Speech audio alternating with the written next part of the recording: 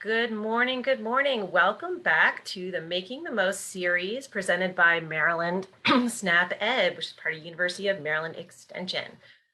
So over the past several weeks, we've been highlighting exciting new uses for ingredients that have been coming into your home, perhaps part of school meals, which have been free to all children in Maryland, 18 and under, since last March. And so this is a great opportunity for families to put one more thing off their plate, have breakfast and lunch, and in some cases dinner taken care of. And then if there's any leftovers, use those ingredients in other recipes that kids will love. So we're extending the series. We're going to continue talking about school meals. But we're also going to fold in some additional ideas for making use of pantry staples in those recipes as well. So when we talk about pantry staples, we're talking about things that are usually inexpensive, have a long shelf life, may already be in your pantry, or perhaps these are items for those reasons that are often available through food pantries in your community. So if you are experiencing hardship right now, it has been a really tough year on so many families for so many different reasons. There are food resources out there in your community to take advantage of, both through school meals and through food pantries. So we're going to combine all this goodness into some fun, exciting recipes that you can get your kids involved in and that they will love. And to get us started on that, we are joined today by a returning chef, Jessica Conjure, who is our SNAP Ed nutrition educator in Charles County, Maryland. So before we transition to Jessica, I'm going to make my usual appeal, which is if you are joining us on the live broadcast, introduce yourself in the comments. Let us know what county you are joining us from. If you're in Maryland, city and state, if you're from further afield, and always post comments and questions. We will pause periodically to address those as we move through the demonstration. So good morning, Jessica. How are you doing? And after you say good morning, let's hear a little bit about school meals in Charles County. We featured that several weeks ago on your first session. Then also a little information about other food resources in the community for folks in Charles County who could use a little help putting food on the table. For sure. Yeah. Good morning, Krista. To recap the Charles County school meal availability, they are distributed Monday through Friday. There's two options. There's curbside, which is available at several elementary through high schools throughout the county. They have two different times that they offer that, from 7 to 8 a.m. and then from 10:30 to 1:30 p.m. And if you're unable to make it to one of the curbside sites, they also have mobile sites available. So that's from 10:30 to 1. And at each of these sites, you get breakfast, lunch, dinner, or supper, and a snack. And then on Fridays, you also get some additional meals for the weekend. And so I believe we're going to put a link in the chat or the comments, so you can check out this really awesome map that they have to see which site is closest to you. I think that's a really great resource to have. And then for families, there are several different organizations that are providing assistance with food resources. We've got the End Hunger in Charles, which is a collaboration between several different organizations. That includes like Southern Maryland Food Bank, Lifestyles.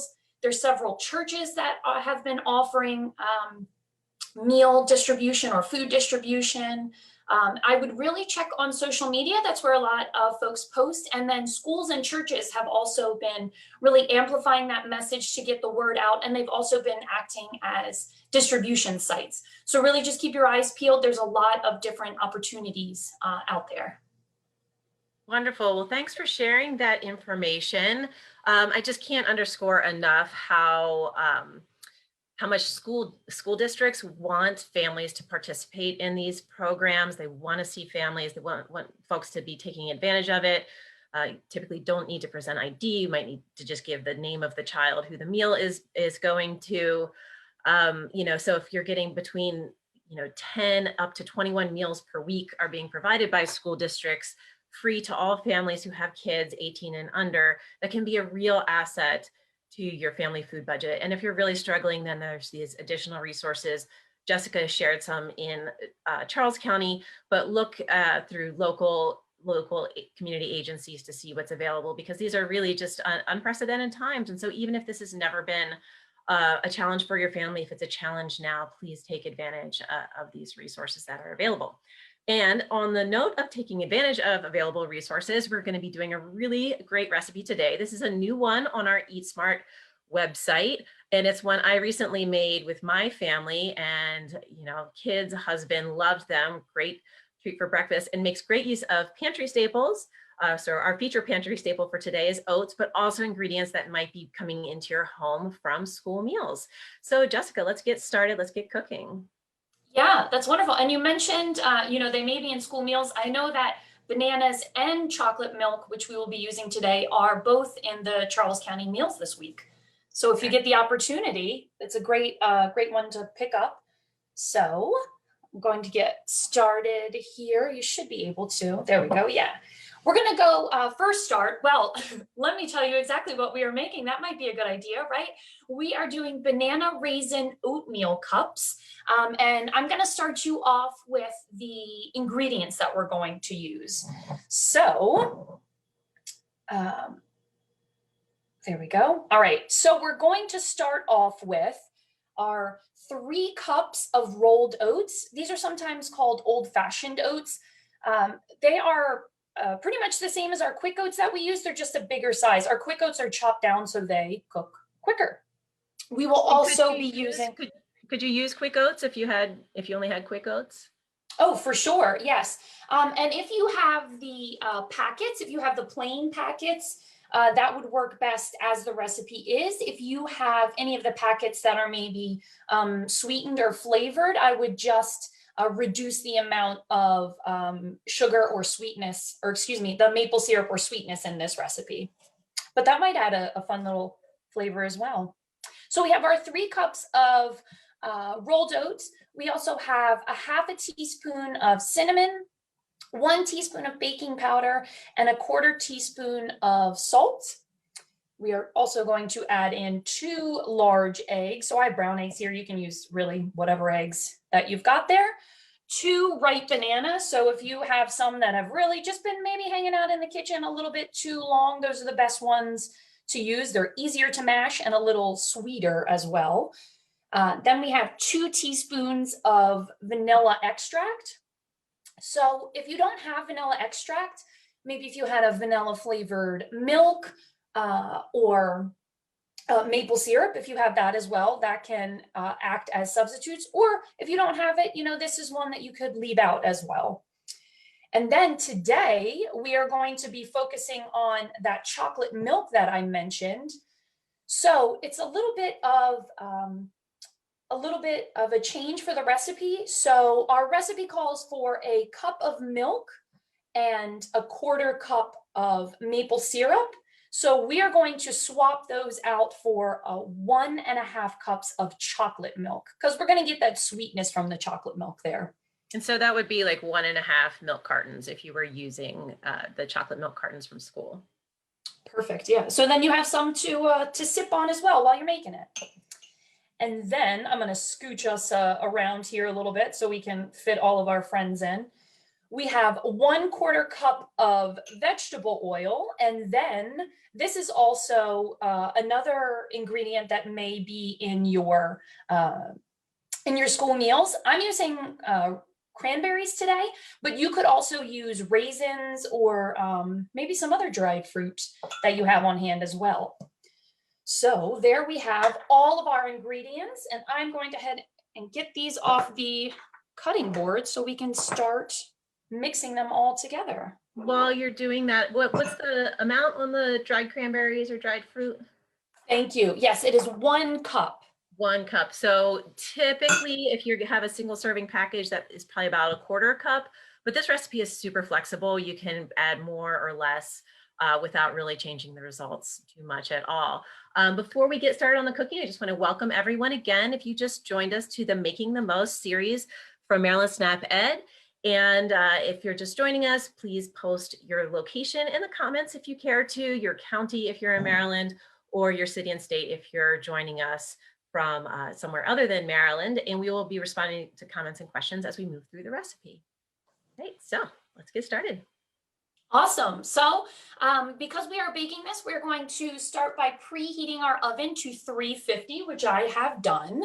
And then we're going to start with our dry ingredients. So I've got a nice big bowl here, and we're going to add in our 3 cups of oats there, and then our spices and such. So remember, we had our cinnamon baking powder, just helps it to rise a little bit, and our salt.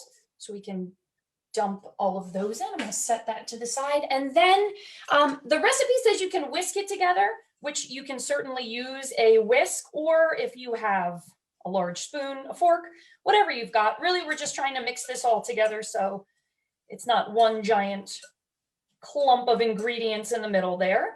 And then once we've got that all stirred up, we are going to transition to our wet ingredients. So I'm going to set this aside, and we're going to start with those eggs that we had. So we had 2 large eggs, and I am going to crack these into a separate bowl because it seems that no matter how many times you've cracked eggs, we can still get pieces of shell in there. So it's a good way to ensure that we don't add any extras into our recipe.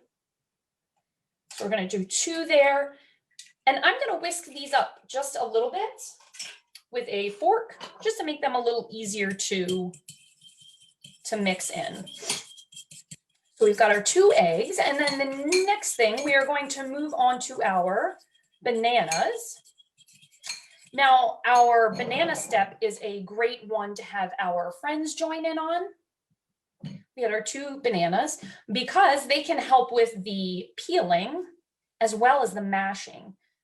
These need to be mashed, and as I mentioned, it's better when they're a little bit older, so it's easier to mash up, and they're also a little sweeter. So you see, mine was well loved there.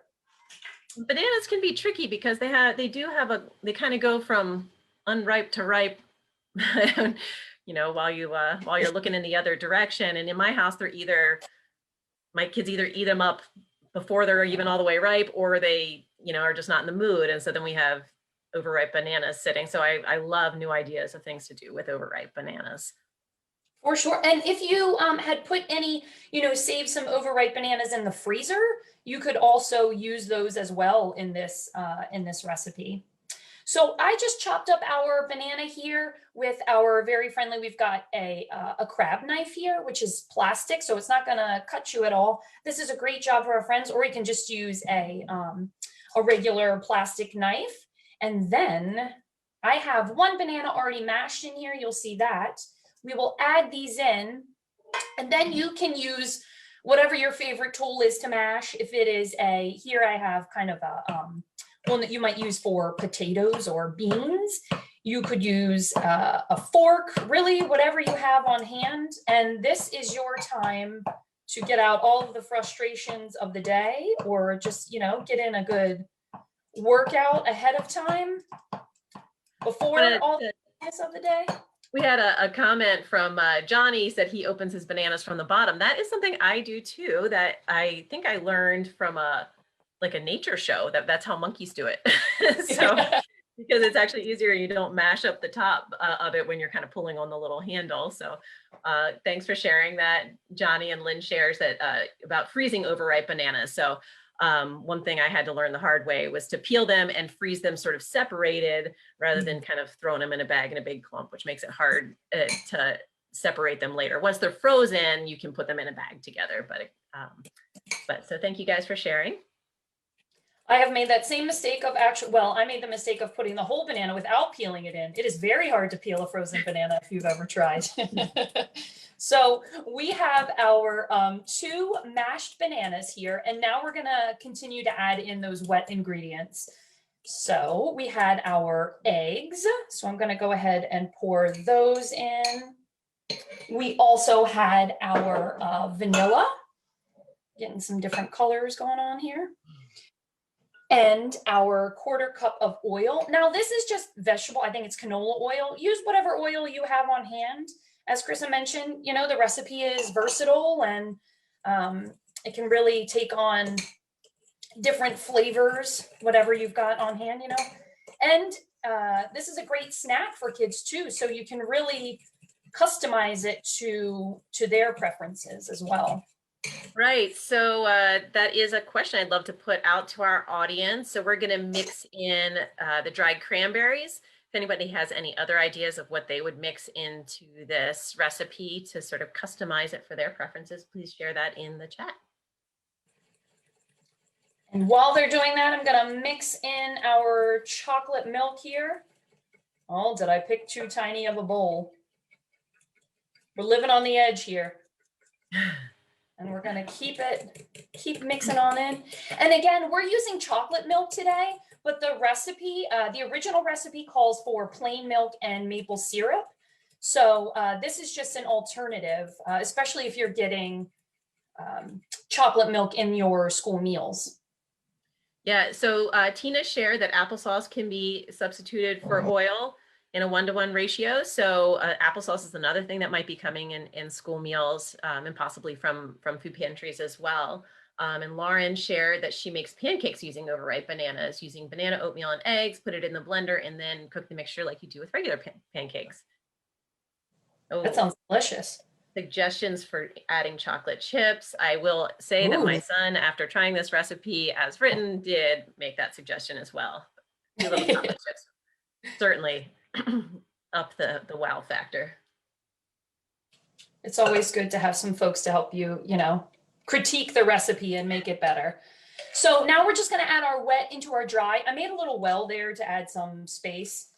And we're going to throw that all in there. Now this is another job that is great for our friends, stirring it all together. And what we really want to do is just to make sure that we've covered all of our oats.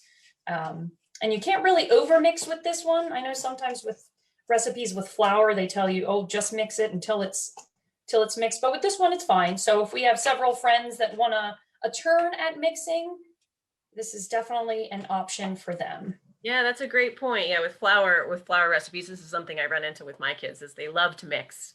But with flour recipes, you very often don't want to do that. But since this is oats and not flour, right, that's a great point. They can stir to their heart content. Yeah, exactly. Kara shared chopped apple or pear pieces, another great item that might be coming in school meals, either whole and she suggests if they're getting a little overripe or bruised. The other thing is you might be getting some fruit cups and you could drain those and add those in as well. These all sound delicious. I'm just going to end this hungry. Good thing I've got a snack in the works. So I'm adding in our cranberries, and this could be raisins, cranberries, whatever you have, any of the suggestions that folks have been mentioning with different fruits. You know, it's a very forgiving and versatile recipe. So we're going to make sure we get those distributed. We don't want all our cranberries in one spot. And now we are ready to move on to get ready to put them in the oven. So I'm going to set this to the side for just a moment and grab my muffin tin.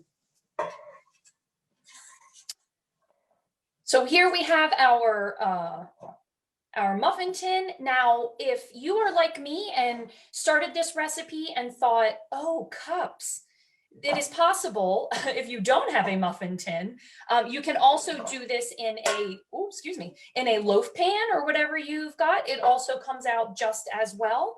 But today we're going to use the muffin tin. So I'm going to start by spraying it with a bit of cooking spray.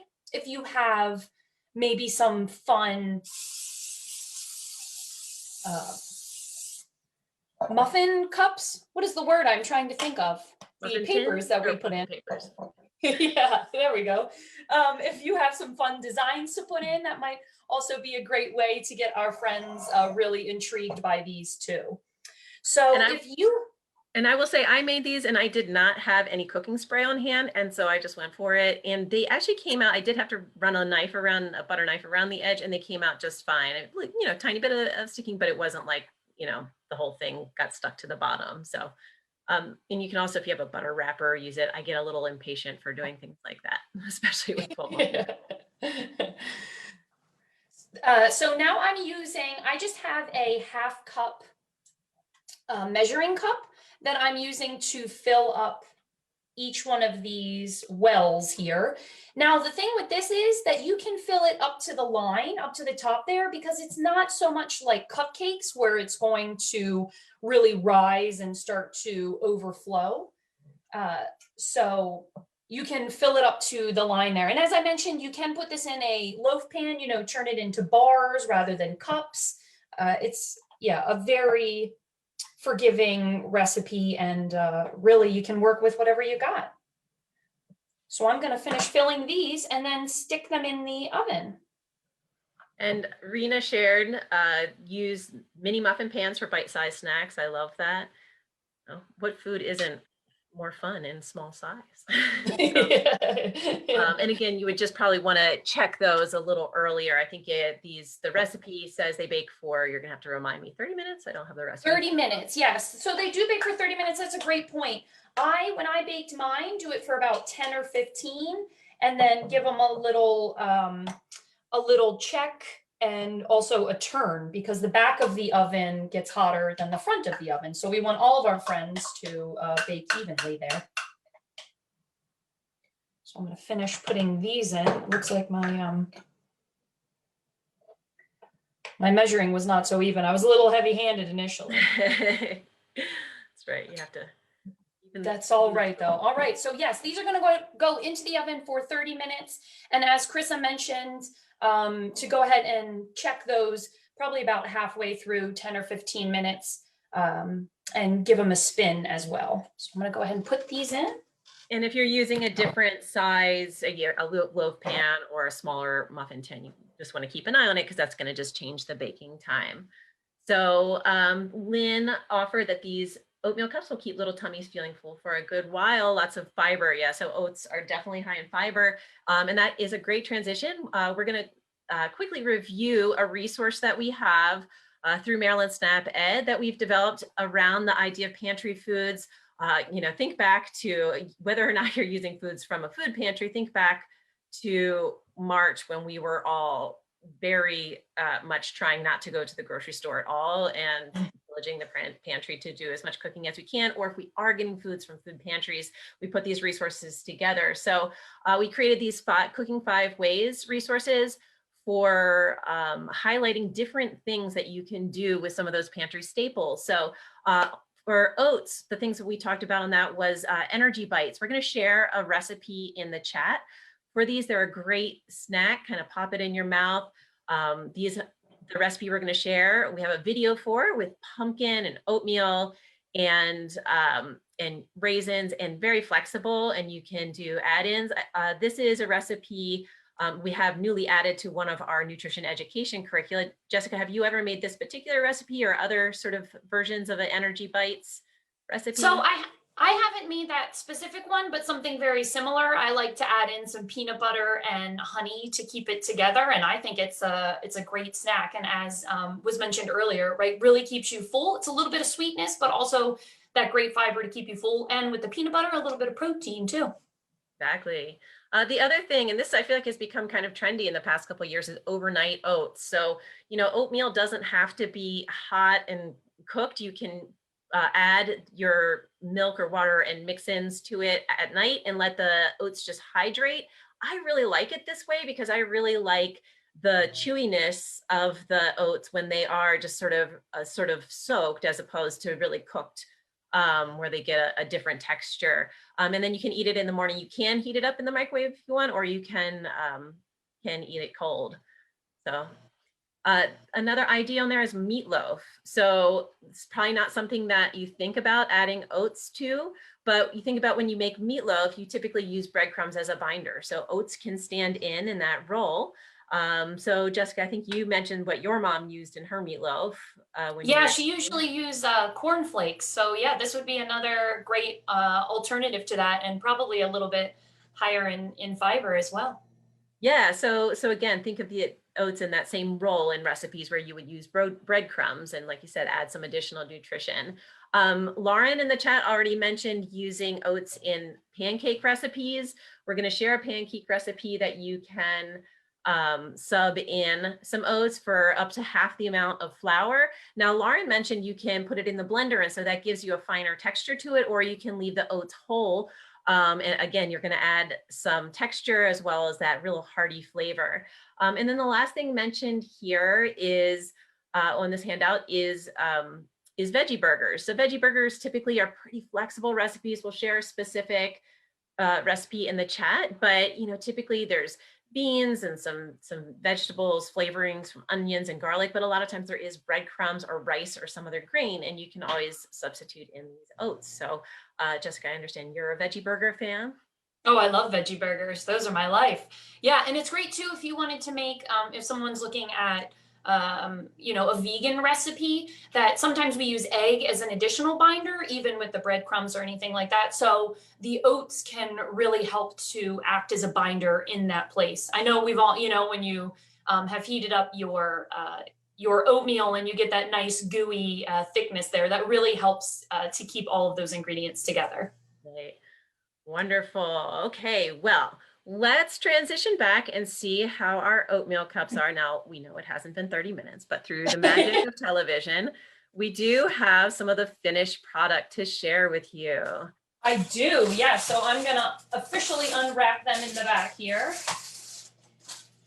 So we have two different ways. I'm going to put this back on so you can see at the bottom there. So we made these two different ways. We have the muffins or the cups as we had, as the recipe has. And I do want to note this recipe that I made here is the original recipe with the plain milk and maple syrup. So you'll see they did get a little golden brown on top and even around the edges as well. So that's one way to check for doneness. However, if you use chocolate milk, you will see that they are already a little brown on top. So it may be a bit more difficult to tell once they turn golden brown. So I did the little finger push test there to kind of check for springiness. And I want them to be pretty firm. But as we mentioned, keep an eye on them every 10 or 15 minutes or so. And there you have two separate options. So we've got our cups or the bars, and both freeze nicely if you want to save them for a later time, or if you're like me and you're trying not to gobble them all up immediately. And then you can thaw them out in the fridge or heat them up for 45 seconds in the microwave to have a nice warm bar or cup there. They are really delicious served warm, and you get the flavors of oatmeal, but it's it's sort of that satisfying texture of a muffin, and the egg in there kind of gives it an additional richness. So I really this one I think really knocks it out of the park. I have one really interesting comment from Hoko Snap Ed. You can also add oats to your soup or make risotto with it. I've never done that, so that might be a new experiment. So risotto. Pun for the day. So, all right. So wonderful, Jessica. This has been fantastic. Thank you for sharing these banana raisin oatmeal cups with us and ideas for making great use of pantry staples and foods that may be coming into your home through school meals. This is a great recipe that kids would love to help with and love to gobble up. So, before we sign off, I want to let everyone know about our upcoming sessions. We're going to continue this series on Thursdays at 11 a.m. here live on our Facebook page. So next week we have garden stir fry. We're going to be featuring rice, another pantry staple, as well as veggies, very flexible recipe for veggies that might be coming with school meals. We have a recipe for chili, some lettuce wraps, and peanut butter snack activities on March 4th, because March 1st is actually National Peanut Butter Lovers Day, which I'm sure you know. Like our Facebook page and make sure you turn on the notifications so that you get reminded to join the live broadcast. However, if you don't catch the live broadcast, we are saving these to YouTube. You can see the recorded broadcast on our Facebook page, but you can also see them on YouTube. So please stay connected with us. Here we're going to show our various social media feeds. Advance that to the next slide. You can find us on eatsmart.umd.edu. That's where all of our wonderful recipes are posted. If you're live on Facebook, you're already connected to us through Facebook, hopefully. But if you're watching this recorded, you can find us at facebook.com/eatsmartmd and hopefully join live in the future. And then again, these recorded broadcasts are saved onto our YouTube channel, along with a lot of other cool recipe demonstrations, student lessons, nutrition education lessons. If you have any questions about SNAP Ed, school meals, or finding food resources in your community, if your family could use some help putting food on the table, please contact us. Our email is right there. So thanks to everyone for participating. If you haven't already, mark your calendar for picking up school meals if you have kids in your household. So check out your county's information to find out when the next distribution is. Maybe it's today and you could head out right now. And send us any great ideas you have for great ways to make school meals. So thanks everyone for your participation. Thanks to Jessica, and we will see you back here, same time, same place at 11 o'clock on Thursday. Bye-bye.